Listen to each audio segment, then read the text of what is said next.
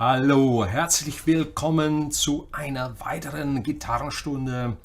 Ich freue mich, dass ihr heute wieder live dabei seid. Hoffe, ihr habt eure Gitarren am Start, denn es geht heute um 5 Überoutinen für jeden Tag. Für dich als Anfänger, Fortgeschrittener oder vielleicht die ein oder andere Idee auch für den Profi, die er gerne vielleicht mal ausprobieren möchte. Und ich werde heute ganz bewusst sehr langsam euch diese Übungen zeigen, damit jeder, wirklich jeder es mitbekommen kann und sich dann diese Übungen in seinen Alltag, in seine Routine einbauen kann.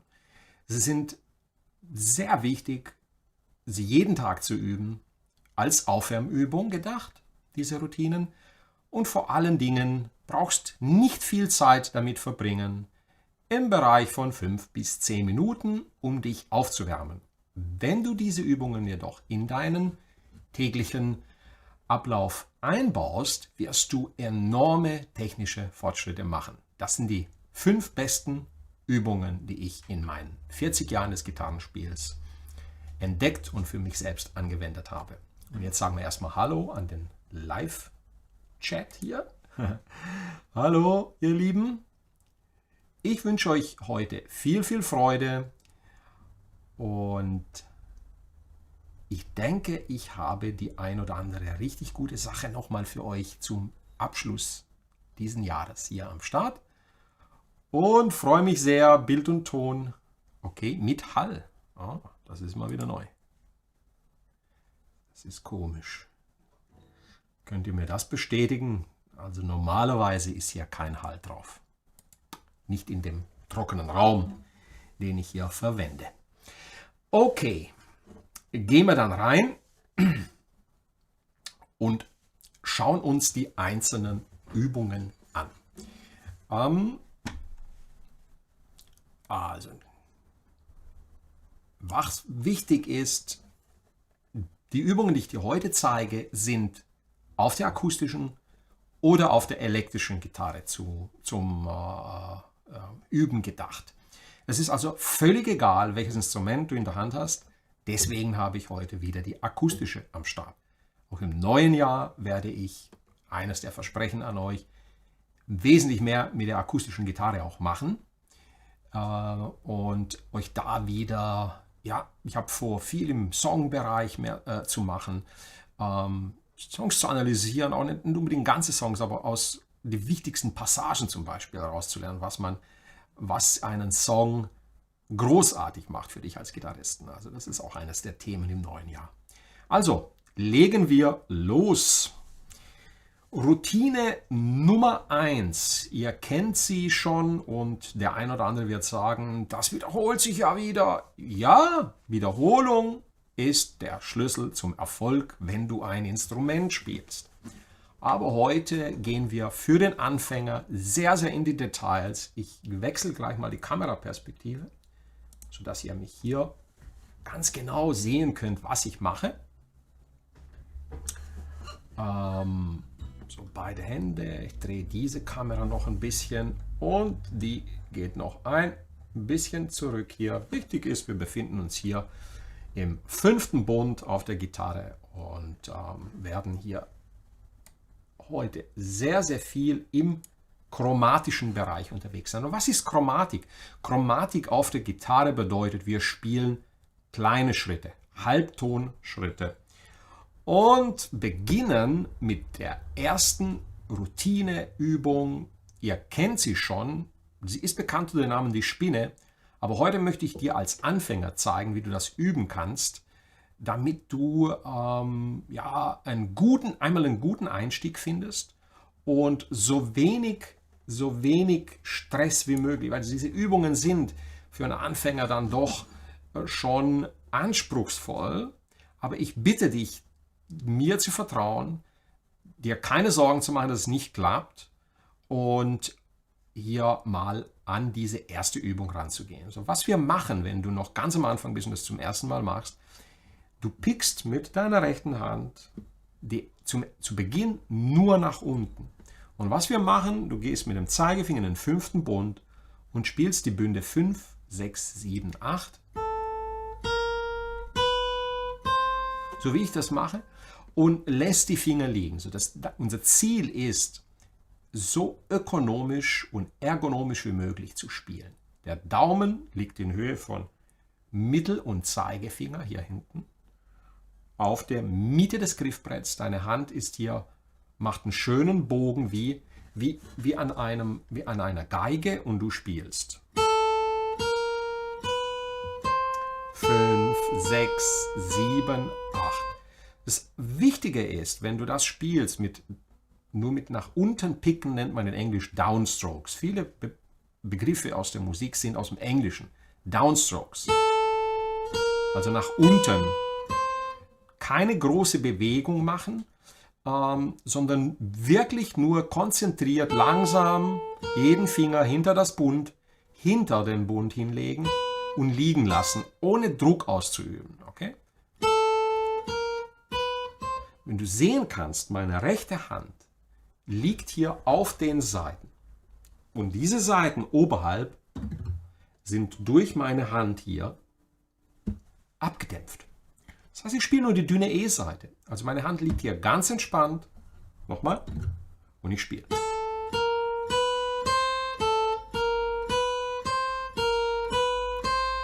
Und was du dann machst, du gehst einfach einen Bund weiter. Wir bewegen uns von Bund 5, 6, 7, 8 bis in den 9., sodass unser kleiner Finger dann im 12. Bund landet. Mehr wollen wir nicht. Eine Seite.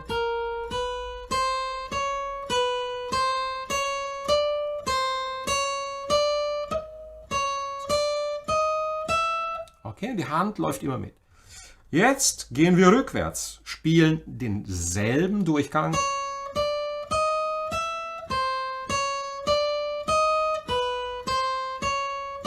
Lernen dadurch Positionen zu wechseln auf der Gitarre und gewöhnen uns an die einzelnen Bünde. Okay? Also als nächstes machst du Folgendes. Bleibst immer noch auf der Seite, gehst wieder hoch, kleine Bewegungen.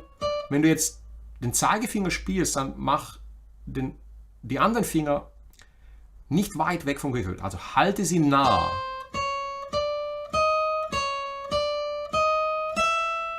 Okay, jetzt spielen wir rückwärts und beginnen mit dem kleinen Finger. Auch hier halten wir die Finger nah. Du darfst sie lüpfen, aber nicht weit weg, nicht so, okay? Sondern nah dran bleiben.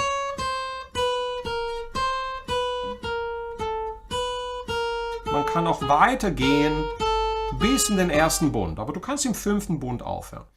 Jetzt wiederholst du das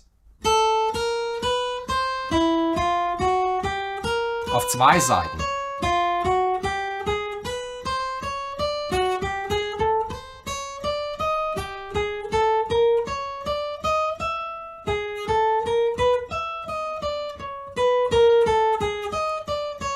Und pickst nur nach unten.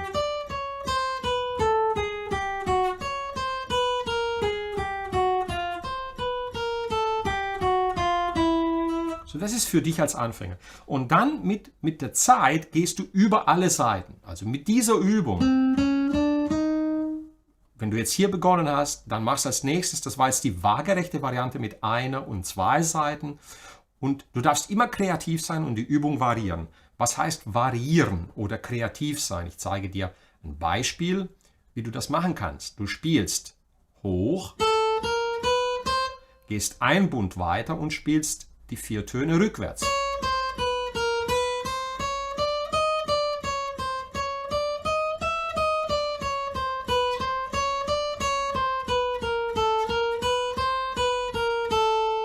Selbstverständlich, absolut selbstverständlich ist, dass du für diese Übungen etwas verwenden solltest, was dir ein Tempo vorgibt. Ich werde jetzt hierzu einen digitalen Metronom hier einschalten, also ein Software-Metronom. Und zwar hier mal auf Tempo 80, dass du das hören kannst. 3, 4, ich mache es ein bisschen lauter, dass man den hören kann. Das ist wie so ein Schlagzeug, was hier mir das Tempo vorgibt. 3, 4 und. Oder pro Schlag kann ich auch 2 spielen.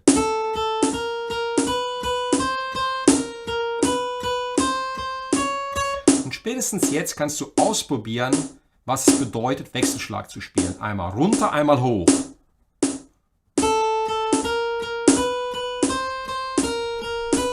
Jede Note zweimal. Oder jede Note einzeln.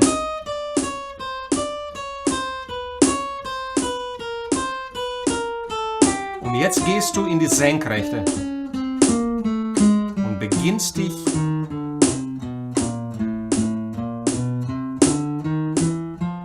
über das ganze Griffbrett auszubreiten. Okay?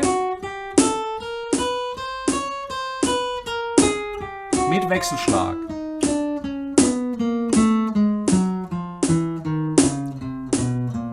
Du kannst genau beobachten, wie die Handhaltung ist durch diese Kameraperspektiven. Kleine Bewegungen, ganz entspannt.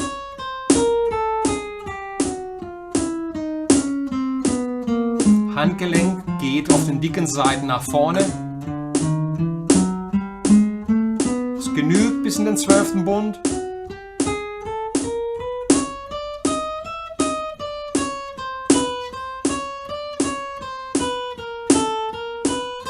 Und das sind so die ganzen Varianten, die du spielen kannst. So wichtig ist, du übst es waagerecht, am Anfang nur mit Downstrokes, nur nach unten picken und dann beginnst du rauf und runter, also Wechselschlag. Den Wechselschlag trainierst du am leichtesten, wenn du die Noten, die du vorher nur nach unten gepickt hast, doppelt spielst. Okay? Das ist wirklich die einfachste Variante, Koordination zwischen beiden Händen zu entwickeln.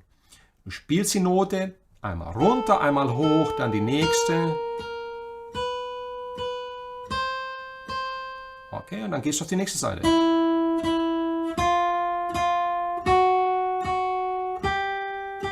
Und so weiter. Und wenn du dann das Gefühl entwickelst, für die Seiten, hier ist wichtig, auf die dicken Seiten kommt dein Handgelenk immer so ein bisschen, du siehst, hier ist das Handgelenk fast gerade und hier auf der dicken Seite musst du es ein bisschen einen Bogen machen, aber übertreibe es nicht mit dem Bogen, damit du hier keine Spannungen erzeugst. Okay, alle Noten klingen gleich lang, alles ein bisschen abdämpfen. Im vorhergehenden Video habe ich über das Abdämpfen geredet. Die Fingergeräusche so ein bisschen vermeiden, also nicht zu sehr hin und her rutschen. Und ganz wichtig, sauber spielen bedeutet nah am Bund spielen. Nah am Bund, okay? Direkt hinter den Bund die Finger platzieren. So, das ist die Routine Nummer 1 und mit der Zeit entwickelt sich das zu sehr, sehr guten Übungen.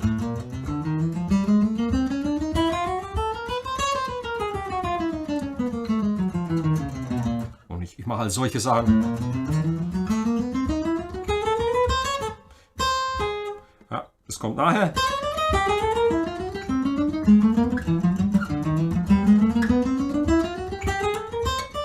Wichtig ist, ein Metronom verwenden. Dieses Metronom findest du, wenn du in der Suche im Internet verwendest. Also wenn du suchst und eingibst Free Metronome, also frei verfügbares Metronom, dann findest du das. Es gibt auch jede Menge Metronom-Apps für Tablets, für Smartphones und einfach im Google App Store oder im Apple App Store einfach unter Metronom schauen und dann findest du kostenlose Metronom. Okay? Also das war Übung Nummer 1. Auf einer Seite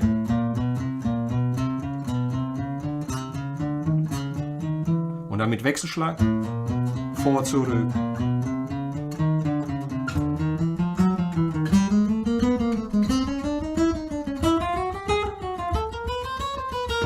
So, das ist Routine Nummer 1 zum Aufwärmen des Spiels. Zum Aufwärmen speziell der linken Hand und der Koordination zwischen den beiden Händen. Das war Routine Nummer 1. Wir gehen jetzt in Routine Nummer 2. Wir bleiben in diesen Übungen mit 4 Fingern, ganz entscheidend. Jetzt kommen einige Übungen, die werden nicht gleich für dich funktionieren. Du musst die Hand an solche Fingersätze erstmal gewöhnen, beziehungsweise dein Gehirn muss sich die Reihenfolge einprägen. Was ich jetzt mache, ich ändere das Motiv und spiele. Ich spiele es dir einmal vor und dann erkläre ich es dir, okay?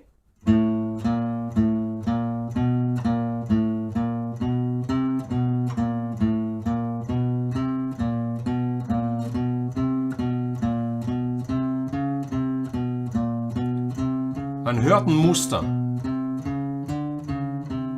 Und dieses Muster spiele ich waagerecht oder senkrecht. Wenn ich jetzt auf die nächste Seite gehe.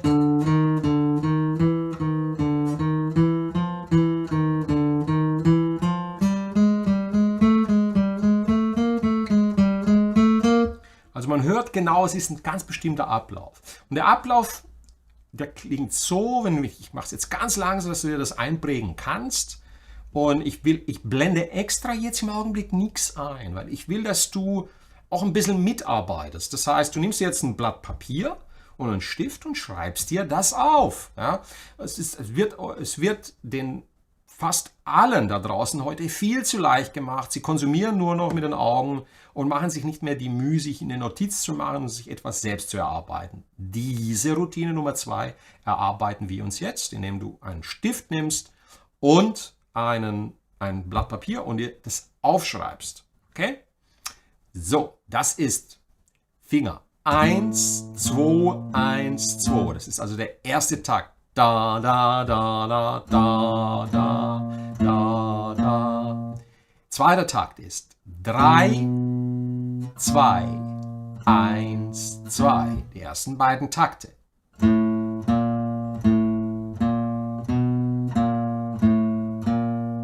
Okay.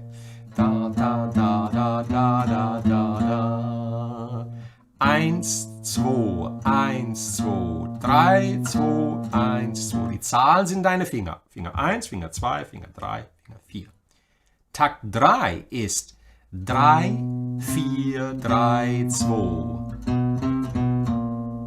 Und Takt Nummer 4 ist 1, 2, 3, 4. Also Takt Nummer 3 war 3, 4, 3, 2. Aufschreiben. 1, 2, 3, 4. Alle 4 Takte zusammen.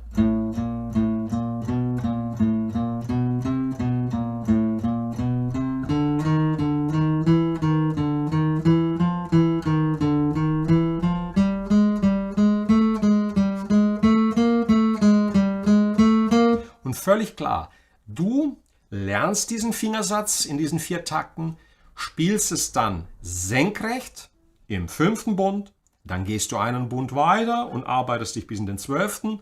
und wieder zurück. Zurück haben wir einen anderen Fingersatz, den gehen wir jetzt durch. Du kannst es senkrecht spielen oder waagerecht. Waagerecht wäre so.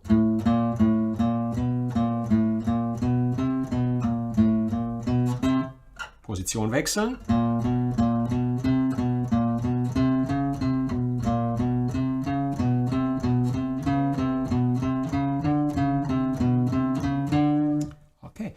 Wenn dann du das 1, 2 Tage geübt hast, wird sich dein Gehirn diesen Fingersatz merken.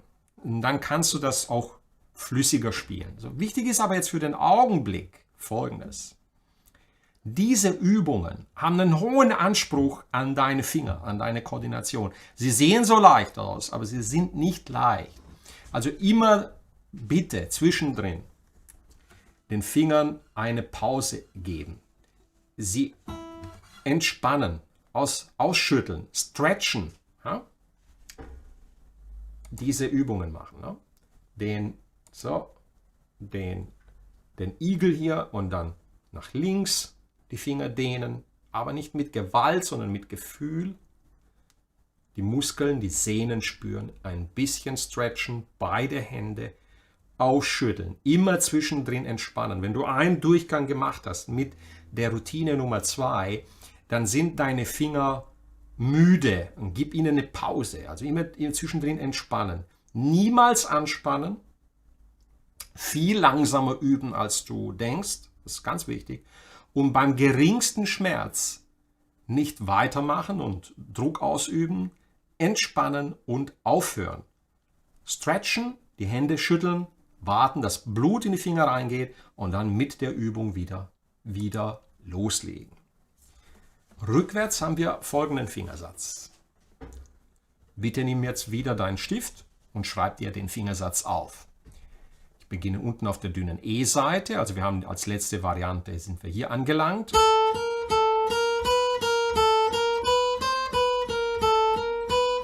Und dann geht es so weiter. 4, 3, 4, 3, also Takt Nummer 1. Und hier ist wichtig, wenn du das spielst, dass deine Finger nicht ganz weit weggehen. Sie dürfen ein bisschen sich lüpfen, okay? Aber nicht weit weg. Ne? Also nicht so, sondern nah dran. Takt Nummer 2 also 1 war 4, 3, 4, 3. Nächster Takt. 2, 3, 4, 3. Die ersten beiden Takte.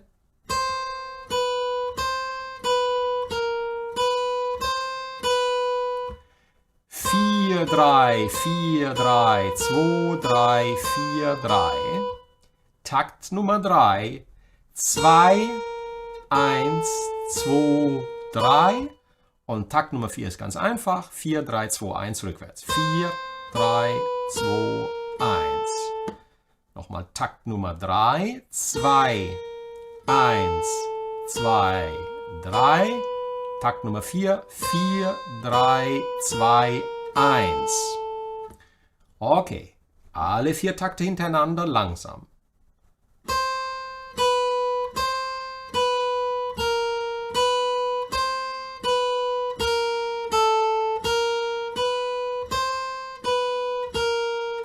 Du siehst mit meiner rechten Hand, ich spiele Wechselschlag.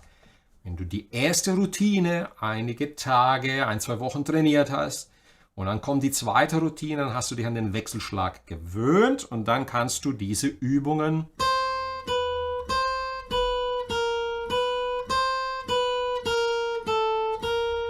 ausführen. Und jetzt gehst du auf die nächste Seite. Spielst dasselbe Muster.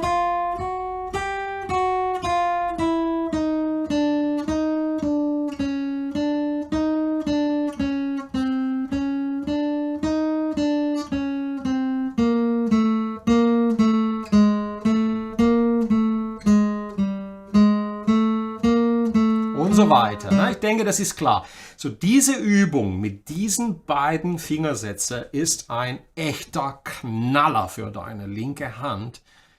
Das übst du bitte senkrecht und waagerecht. Du kannst bis in den 9. Bund, wenn du dann mal Tempo reingebracht hast, dann ist das eine Übung von 3-4 Minuten und du hast eine fantastische Aufwärmübung, eine super Routine entwickelt. Sei kreativ.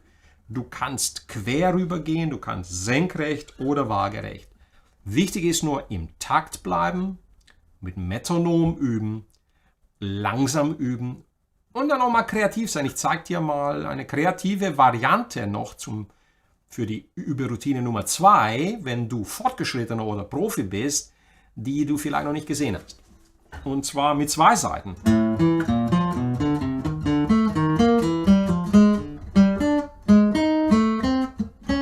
Ganz langsam. Ich spiele 1, 3, aber jetzt nicht, ich spiele nicht so, sondern ich spiele 1 und die 3 auf der A-Seite, auf 2 Seiten. Dann die 2 und die 4, dann die 3 und die 1 und die 4 und die 2.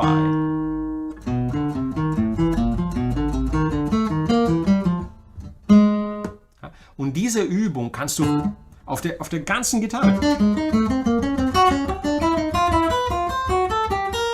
Okay, die kannst du auch als Fortgeschrittener oder Anfänger mal ausprobieren, aber erst in der Reihenfolge, wenn du Routine 1, Routine 2 gut hinbekommen hast. Okay? Also mit 2 Seiten, das ist der Fingersatz. 1, 3, 2, 4, Dann auf der A-Seite die 3, 3, 1, 4, 2. Du kannst es auch umdrehen, wie du möchtest. So, diese Idee mit 2 Seiten und einem Bund auslassen ist sehr, sehr wertvoll, und mit 2 Seiten zu spielen erfordert mehr Präzision mit einer rechten Hand.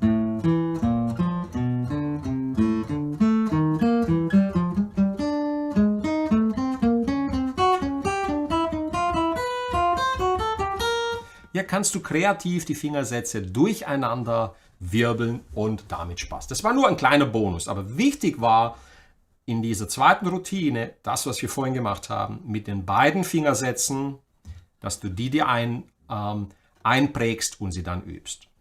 Cool. Das war Routine Nummer 2. Es geht nun weiter mit der dritten Routine.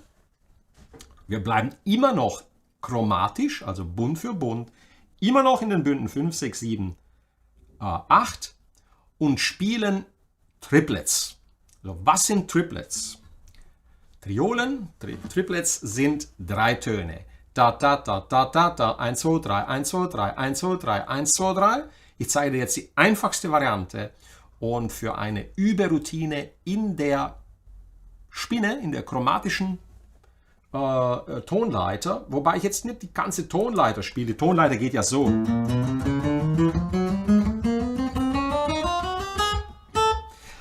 Sondern ich spiele einfach positionsbezogen. 5, 6, 7, 8. Und jetzt schauen wir uns die Triplets an. Okay, einfache Variante.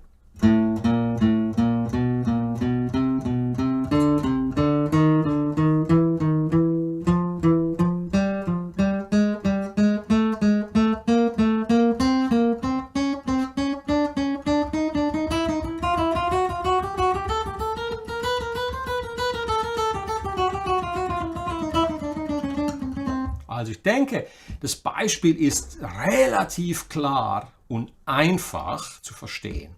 Ich spiele Finger 1, Finger 2, Finger 1, Finger 2, 3, 2, 3, 4, 3, 4, 1, 4. Und dann wiederholt sich das auf der nächsten Seite. 1, 2, 1, 2, 3, 2, 3, 4, 3 und 4, 1 auf der nächsten Seite, zurück auf die 4. Und dieses da, da, da, da, da, da, da, da, da, werdet ihr später, wenn ihr das dann in den Tonleitern verwendet, sei es in der Pentatonik, sei es in der Durtonleiter, als ein extrem wichtiges Pattern erleben für die ganzen Rock- und Blues-Gitarrenläufe, die da so gerne gespielt werden von den Gitarrenhelden, die wir so kennen. Okay, also mal ganz langsam einmal die Übung mit Metronom auf Tempo 80.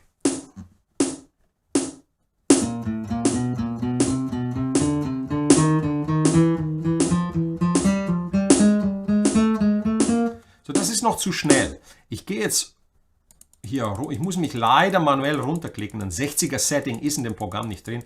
Ich klicke mich jetzt runter auf 45, also dass ihr wirklich das gut nachvollziehen könnt.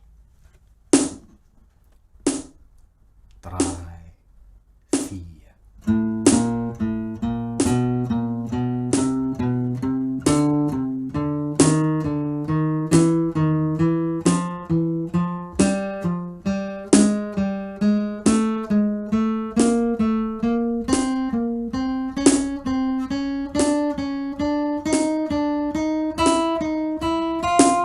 Stopp das jetzt wieder und mach's nochmal ganz langsam in Zeitlupe.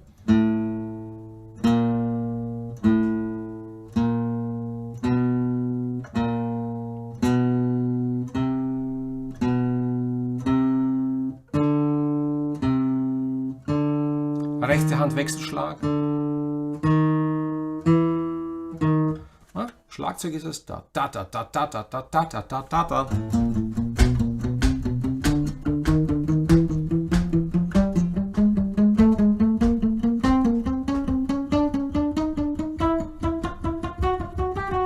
So, nach ein paar Tagen wirst du diese Triplets spüren. Du kannst jetzt 2 nächste Varianten für die Routine Nummer 5, wenn du Fortgeschrittener oder Profi bist, ausprobieren. Die nächste wäre 3 unterschiedliche Töne. Also statt 1, 2, 1 kannst du als Fortgeschrittener 1, 2, 3 spielen. Und dann 2, 3, 4. Dann 3, 4. 1 auf der nächsten Seite. So, diese Variante, die geht ein bisschen schneller nach vorne. Halt mich jetzt gar nicht länger auf. Die nächste Variante, die du spielen kannst, sind 4 Töne. Also du spielst 5, 6, 7, 8. Also 1, 2, 3, 4, 2, 3, 4, 1, 3, 4, 1, 2, 4, 1, 2, 3, 1, 2, 3, 4. So, was ist das? Das ist das 4er-Pattern in der Chromatik. Fantastische Übung, fantastische Übung. 1, 2, 3, 4. 4er-Pattern bedeutet 4 Töne. Dann beginnst du mit dem zweiten Ton und spielst wieder 4 Töne. Natürlich ist der nächste 4. Ton auf der A-Seite. Also dann geht es hier oben weiter mit der 3. Dann hast du noch eine Note hier oben und dann 3 auf der A-Seite. Jetzt 4 auf der A-Seite, 3 auf der A-Seite, 1 auf der D-Seite, 2, 2, 1 auf der A-Seite, 3 auf der D-Seite und so weiter. Okay. Das war für die Überoutine Nummer 3, für die Fortgeschrittenen und Profis, die Variante mit dem 4er-Pattern. Und jetzt kommt eine Variante, die nenne ich, das ist jetzt für Profis und Fortgeschrittene, die Superspinne.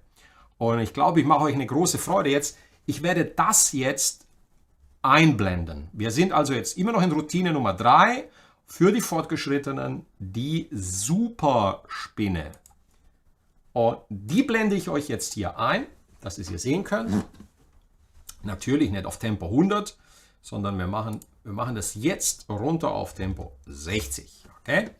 Also was mache ich? Ich habe hier 5/4-Takt, das heißt, ich habe 5 Noten, so dieses berühmte, ich nenne es mal Joe Bonamassa, Eric Johnson Pattern von 5 Tönen. Also statt 4 Töne spiele ich jetzt hintereinander 5 Töne. 1, 2, 3, 4 und natürlich die 5. Note auf der A-Seite. 1, 2, 3, 4, 5. Dann geht es weiter, wie du sehen kannst in der Tabulatur. Es geht dann weiter mit der 6, 7, 8 auf der E-Seite und die 5 und 6 auf der A-Seite. Ich spiele jetzt einmal die Superspinne für dich durch und einmal vor und zurück und dann gehe ich das mal auf einem höheren Tempo mal einmal an. Ich spiele es jetzt auf Tempo 60, dass du das hören kannst.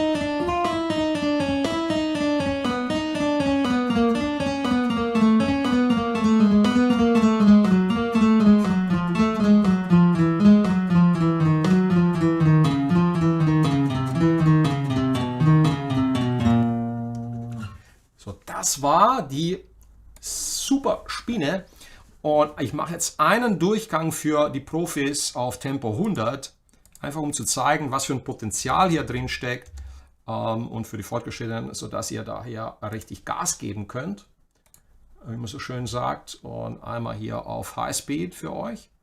1, 2, 3, 4, 5.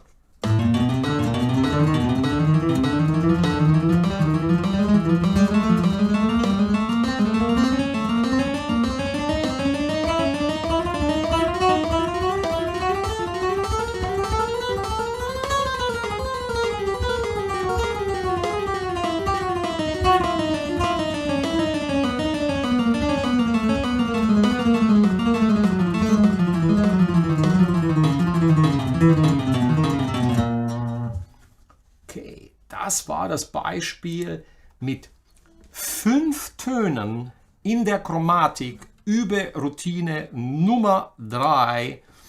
So jemand, der schon fortgeschritten ist, kann sich die einfacheren Varianten dieser Routinen sparen und kann sich direkt mit so einer genialen Übung aufwärmen. Ist übrigens, das ist alles von den wirklich besten Gitarristen der Welt, also von Joe Satriani, Steve Vai, Petrucci. Das ist etwas, was Petrucci zum Beispiel macht. Und wenn es für den Meister gut genug ist, dann sollte es für uns auch gut genug sein. Okay? Also das war die Variante mit den 5 Tönen. Und sie ist viel leichter, wie du dir das vorstellst. Und ich bin mir ganz sicher, wenn du schon eine Weile spielst und das ausprobierst, wirst du richtig Spaß haben mit dieser Übung. Okay. Kommen wir zur Routine Nummer 4. Für jeden Tag, Anfänger. Und dann gehen wir in den fortgeschrittenen Bereich.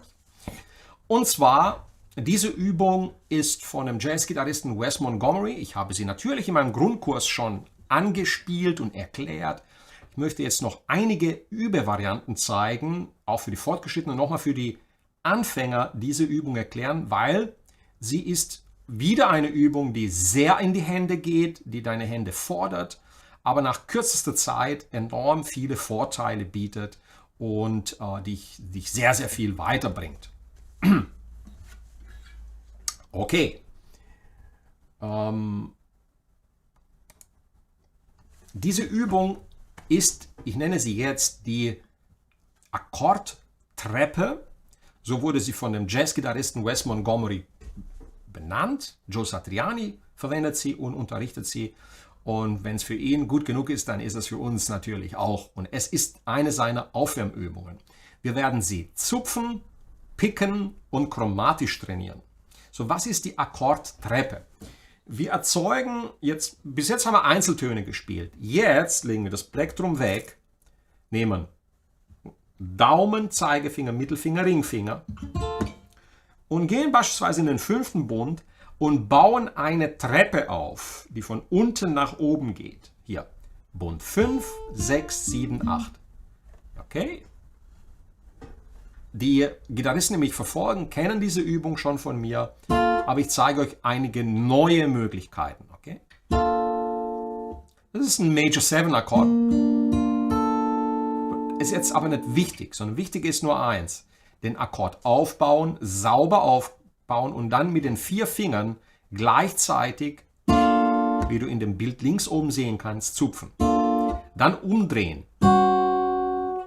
Okay, also von der Variante von der dünnen Seite aufsteigen zur D-Seite, baust du ihn jetzt so auf. Ne? Du machst den gleichen Griff und drehst ihn um, spiegelverkehrt. So, das Ziel ist, entspannt und locker nach einigen Tagen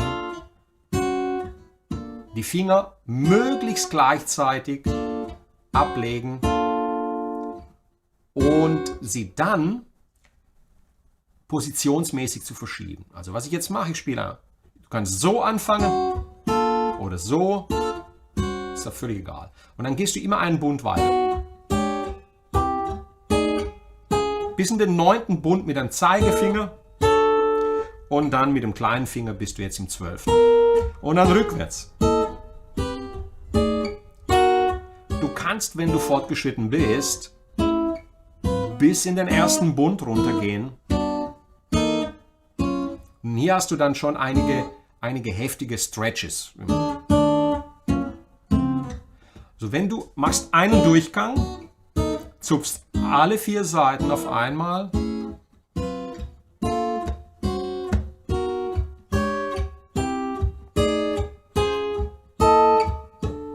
Und dann gehst du auf die mittleren Seiten, ne? Sodass du alle Seiten durchnimmst.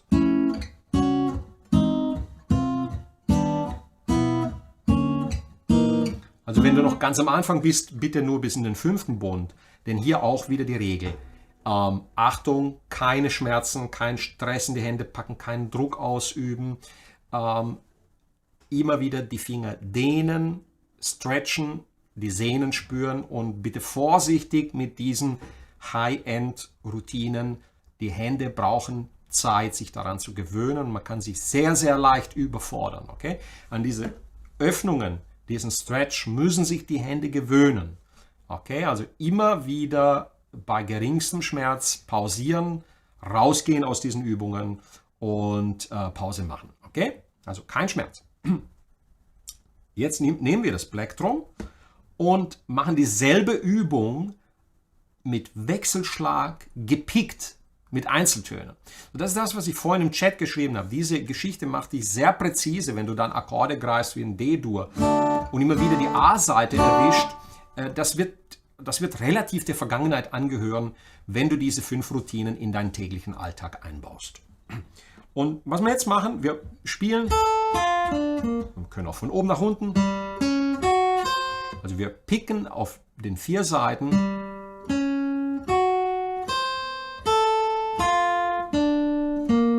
Schön mit Wechselschlag runter und dann die Akkorde wieder hoch.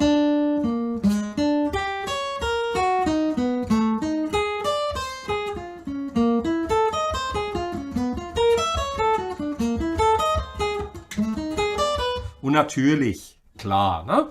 Bitte auf allen Seiten, auf den mittleren, wie auch auf den dicken. Du kannst die Übung auch so machen.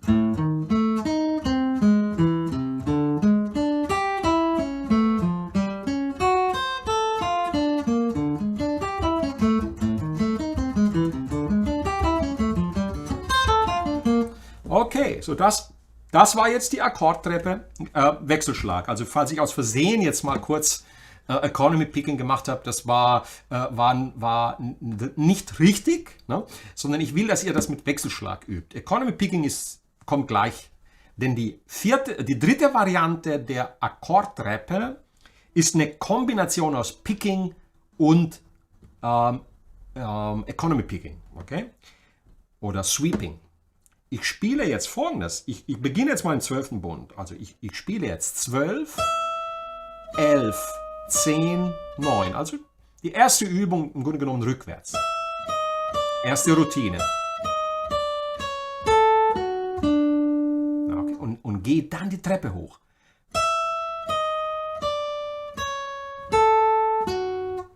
Spiele jetzt wieder rückwärts und dann die Treppe runter.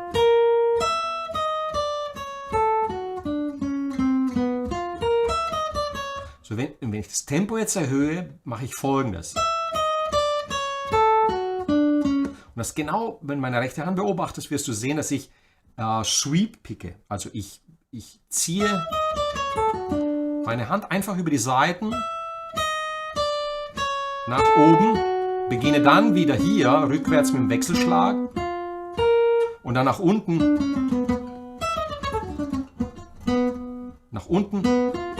wieder mit einer, wenn ich schnell spiele, siehst du es ganz genau. Beobachte meine rechte Hand.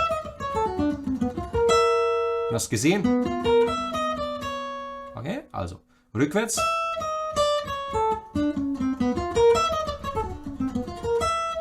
Und die Übung erstmal mit Wechselschlag trainieren.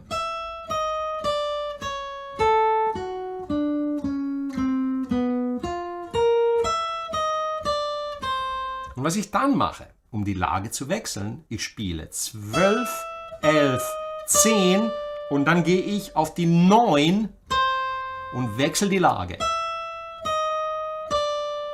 Und gehe wieder hoch. Ja?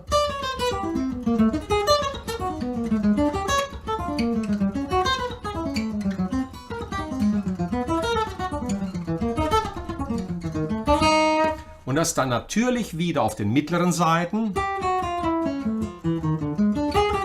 Und dann hier, Achtung.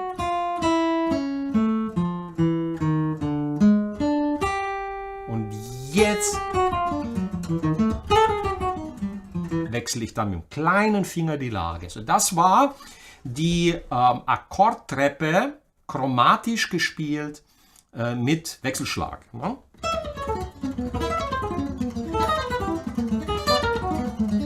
Aufwärmübung für Profis, Fortgeschrittene und für Anfänger, wenn du die ersten Routinen gemacht hast.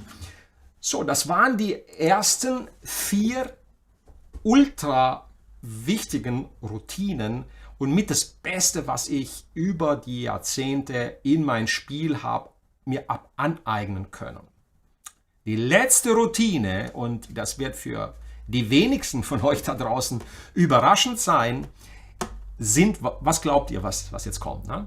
Sind natürlich, und an denen geht kein Weg vorbei, sind die Trillübungen.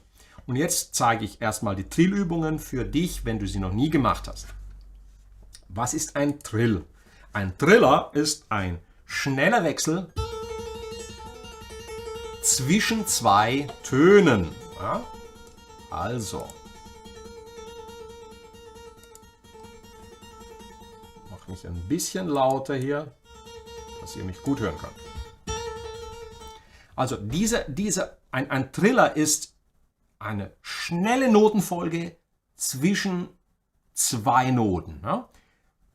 Der kann länger gehen oder nur kürzer, zweimal, dreimal, viermal. Ja? Mit der Zeit bekommt man auch ein Gefühl zeitlich, für wie viele man gespielt hat. Und warum sind diese Trillübungen so wichtig? Die Trillübungen sind wahrscheinlich die beste Übung, die du für deine linke Hand machen kannst. Und hier gleich wieder vorneweg. Die Hand nicht überfordern. Diese Übung kann deine linke Hand wirklich sehr, sehr schnell an die Grenzen bringen. Also ohne Druck. Akustikgitarre natürlich, ich habe 10 Saiten hier drauf. Also dünne Saiten. Mit 12er Saiten ist das sehr, sehr hart. Notfalls kannst du deine Akustikgitarre, wenn du jetzt nicht die Möglichkeit hast, auf dünnere Saiten zu wechseln und 11 oder 12 drauf ist, einfach mal einen Halbton tiefer stimmen. Dann fühlt sich das weicher an. Okay? Also, das erste, was du machst, 5, 6, Bund 5 und Bund 6, Finger 1, 2. Du spielst die erste Note und dann hämmerst du die zweite und ziehst den Finger von der Seite weg.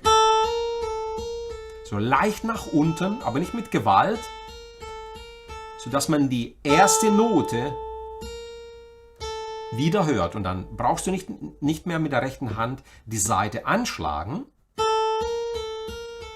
sondern durch dieses Hämmern auf die Saite, wie du genau hören kannst, hört man beide Noten, ohne dass du mit der rechten Hand was spielst. Und das ist die Magie des Trills. So, jetzt kannst du erstmal auf einer Seite mal wieder rauf und runter wandern. Bis in den 12. Bund. Oder einfach stationär bleiben, bis der Finger ermüdet. Und wenn du ein Anfänger bist, wirst du sehr, sehr schnell nach 10 Sekunden hier merken, oh, die Muskulatur ermüdet, sie braucht eine Pause und das ist völlig okay. Das nächste, was du dann machst, ist, dass du deinen Ringfinger nimmst und den trillst. Die anderen Finger bewegen sich völlig natürlich mit. Das Wichtige ist, keine Spannung, locker bleiben, Finger draufhämmern, wegziehen und schauen, dass du 2 Töne hörst. In etwa gleich laut.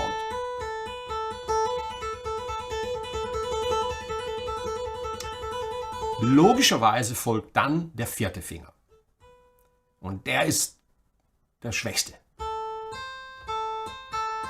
Wenn du das zum ersten Mal machst, musst du sehr, sehr vorsichtig sein, dass du den kleinen Finger nicht in den Schmerzbereich treibst und ihn überforderst, okay? Dass der Ringfinger sich mitbewegt, ist völlig normal.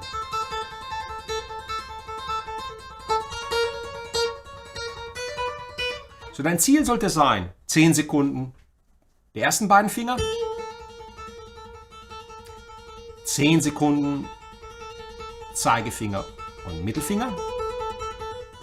Zählst einfach mal bis 10. Oder guckst auf eine Uhr. Und dann 10 Sekunden der kleine Finger.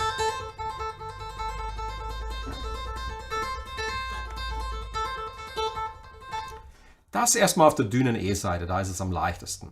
Und natürlich, völlig klar mittlerweile, du sollst kreativ sein, also du steigerst dich und am Ende, nach einigen Tagen oder Wochen, kannst du das auch auf der dicken E-Seite mal probieren.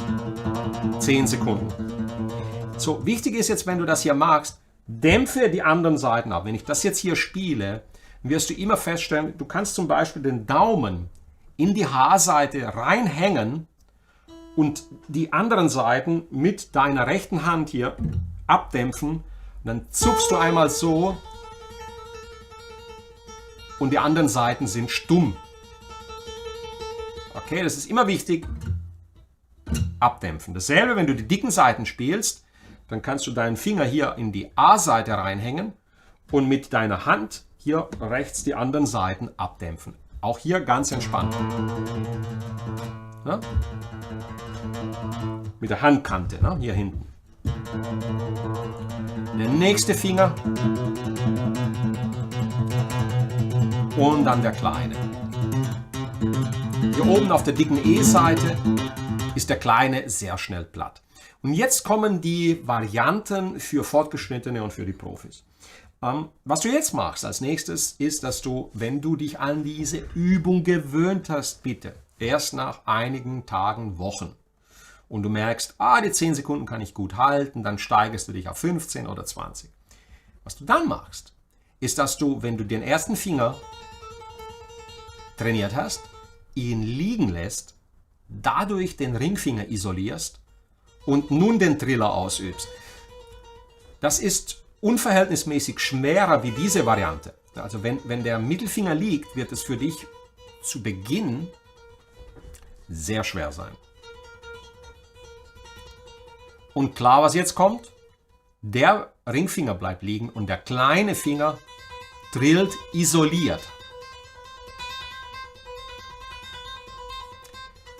Diese 5. Routine ist, wenn du alles andere weglässt, was du nicht machen solltest. Du solltest diese Übungen machen. Sie sind mega, mega gut. Aber diese Übung solltest du täglich machen. Mehrfach am Tag. Nicht zu lange und nie unter Stress oder Schmerz. Und natürlich gewöhnst du dich dran und das geht, ja, es geht auch, wie du sehen kannst, hier oben auf der dicken Seite. Aber auf der akustischen wird das für dich sehr, sehr schwer sein. Noch eine kleine Routine für dich, wenn du wenig Zeit hast vor einem Gig und du musst dich ganz schnell aufwärmen, dann bitte nur die Trillübung und dann so. Auf der dicken E-Seite, weil es da am schwersten ist. Einmal bis in den 12. und zurück ohne Stopp.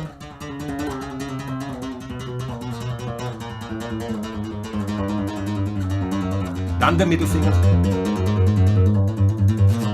Und dann am Ende den kleinen.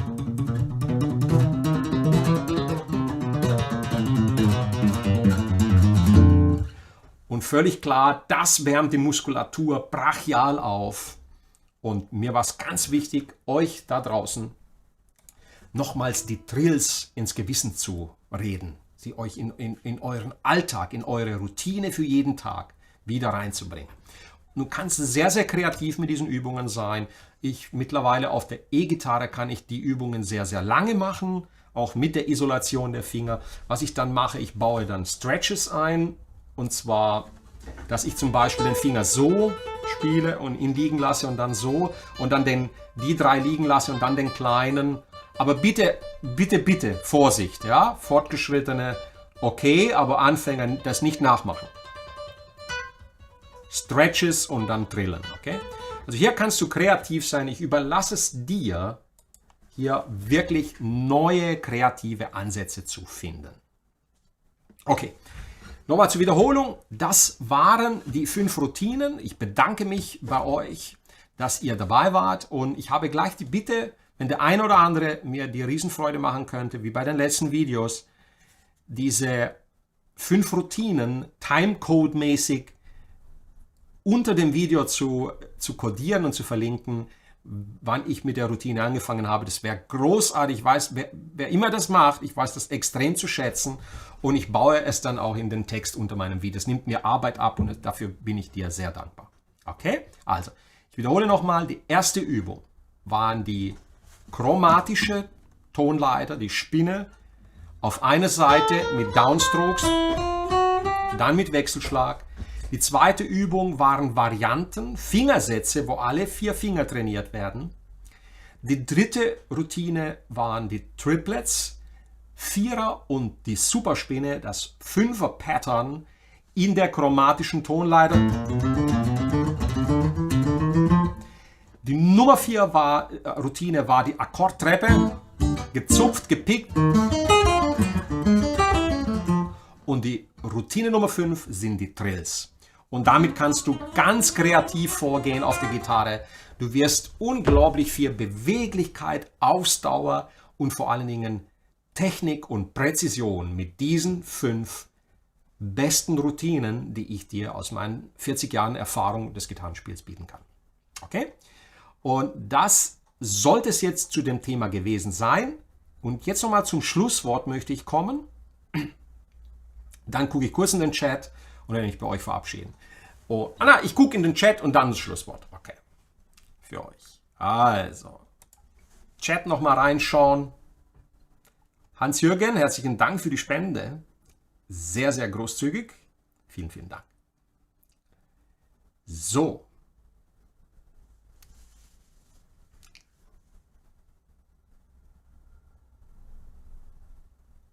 So, wow, jede Menge Chat hier heute wieder. Klasse. Gut, gut, sehr gut.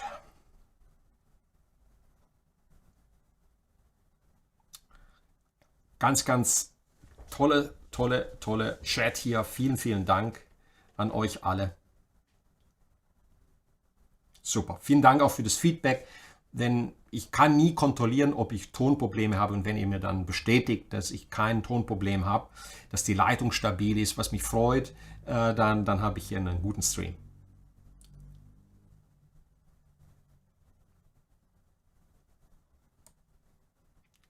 Michael schreibt hier: Hallo lieber Horst, das ist eine wichtige Frage und auch ein wichtiges Thema. Ich habe mir gerade deine Furcht D20 CM Gebrauch gekauft. Hast du die Seitenlage auch auf ca. 1,5 mm? Ja, im 12. Bund schätze ich, habe ich 1,8, aber das ist super.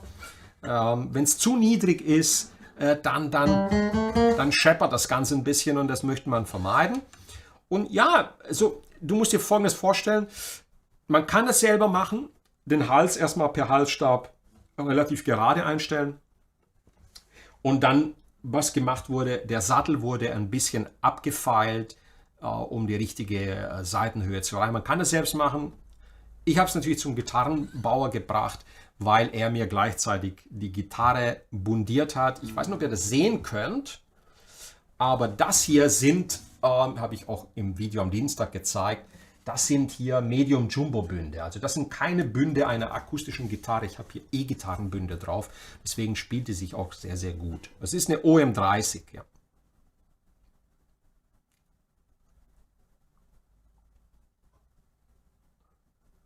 Ja, wie Marco hier auch schreibt, ich würde auch eher Gitarrenbauer empfehlen. Ne?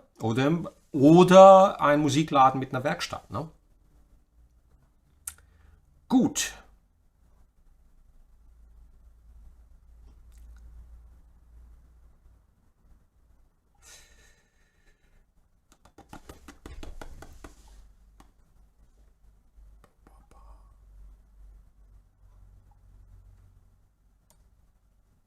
Martin schreibt hier, das ist auch lustig, ne? Immer daran denken, mit diesen Übungen nicht mit dem Rücken zur Tür sitzen, damit du rechtzeitig mitbekommst, wenn jemand mit einem Baseballschläger reinkommt, für Ruhe zu sorgen. Ja, also natürlich, ich stimme jedem zu, diese Art Übungen gibt es auch auf dem Klavier oder auf der Geige und die sind natürlich für Außenstehende unangenehm. Ne? Also bitte nehmt Rücksicht und wenn, ihr könnt sie auch auf der E-Gitarre üben ohne Verstärker. Es sind wirklich Überroutinen, da braucht man keinen High-Gain Marshall, der hier laut vor sich hin brüllt. Das ist Terror für die Mitmenschen. Und meine Großmutter hat sich bei meinem Vater immer beschwert und hat gesagt: Mädel, ich breche ihm die Finger. Ohne Scheiß. Das ist wirklich wahr, was ich euch sage. Ich hole einen Kochlöffel, ich kann es nicht mehr hören. Also ich war als junger Mensch, als 16-, 17-Jähriger nicht so rücksichtsvoll. Und ich bitte euch wirklich Rücksicht zu nehmen, wenn ihr diese Übungen macht. Nicht laut, weil das kann sich kaum jemand anhören. Ne? Ja, aufschreiben und mitarbeiten Danke, lieber Peter, das werden wir im neuen Jahr öfter machen, weil nur so bekomme ich viele Menschen dazu, sich auch wirklich, ja, damit auseinanderzusetzen und selbst mitzuarbeiten. Das ist mir wichtiger, wie alles vorzukauen. Also wir werden mehr mitarbeiten im neuen Jahr. Genau.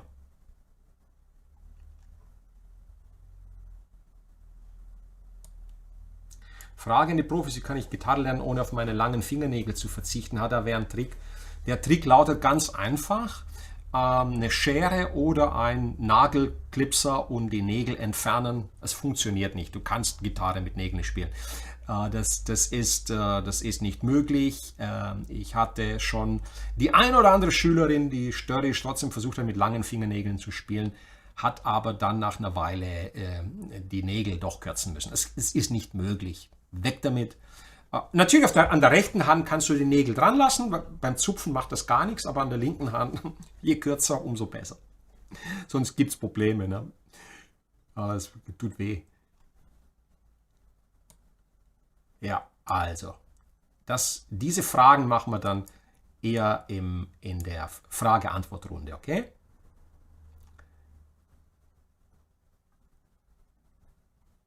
Ja, alles natürlich. Greifhand, Nägel kürzen. Bitte gar nicht mit dem Gitarrenlehrer diskutieren mit langen Nägeln. Er wird, wenn es ein guter Gitarrenlehrer ist, wird er das nicht zulassen. Funktioniert nicht. Ne? Gibt so viele tolle Gitarristinnen mittlerweile. Wow, und da würden die auch lachen, wenn sie das hören. Ne? Matthias Reinhold. Ich hoffe, du bist nicht zum ersten Mal hier bei meinen Videos, denn dann würdest du mich erkennen. Ist es falsch oder hat es nach das Black mit Daumen und Mittelfinger zu halten? Sollte ich mir das besser umgewöhnen? Ich meine, wenn du jetzt zum Beispiel eine Verletzung an deinem Zeigefinger hast und mit Daumen und Mittelfinger spielen möchtest, generell habe ich kein Problem damit. Ne? Du kannst das, guck, ich spiele jetzt mal mit Daumen und Mittelfinger, einfach um euch zu zeigen. Okay, also ich nehme jetzt mal das Plektrum, mein Zeigefinger ist weg und ich spiele jetzt mal.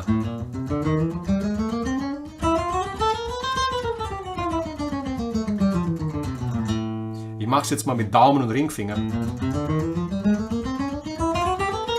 Also Matthias, du siehst,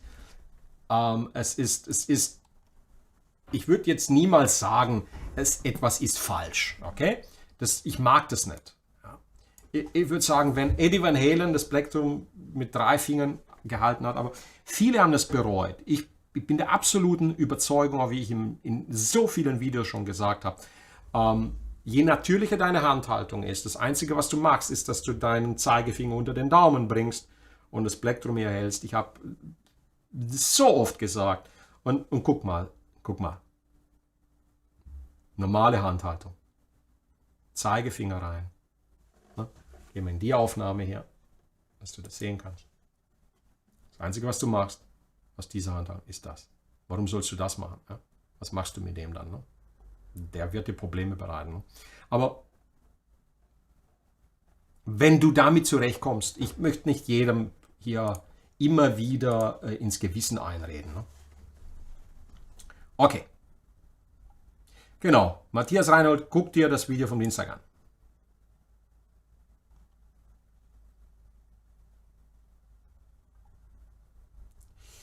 So.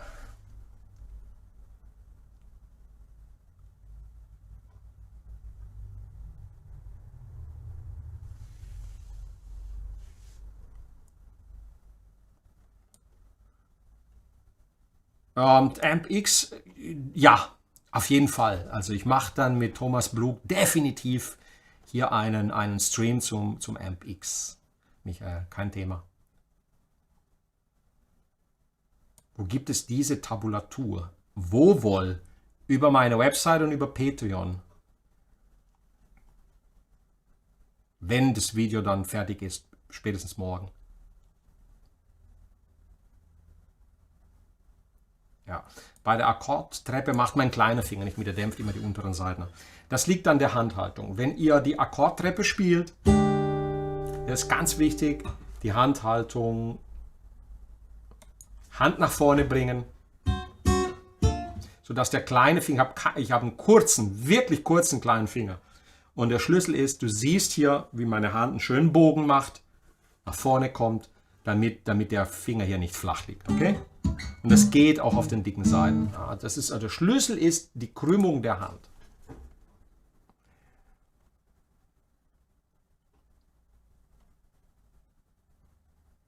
Gut.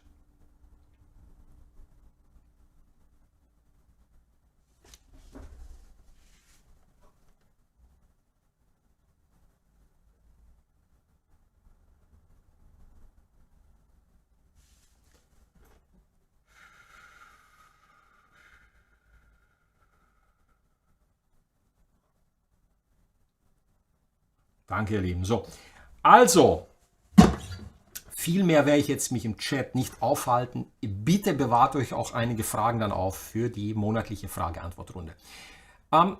Bevor ich jetzt gehe, möchte ich dir noch Folgendes sagen.